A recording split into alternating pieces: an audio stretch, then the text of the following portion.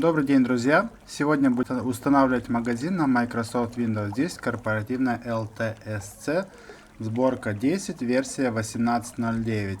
Чтобы проверить нашу версию Windows, мы должны нажать Windows R, набрать WinVer.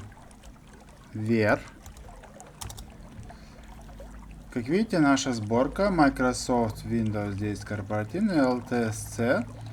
Версия 18.09, сборка 17763. Итак, что нам нужно для того, чтобы установить магазин? Мы скачиваем архив с Google диска. Так, все равно скачать.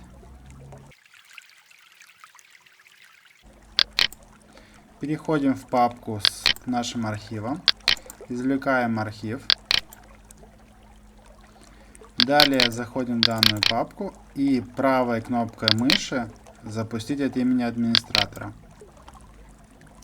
Теперь остается только ждать.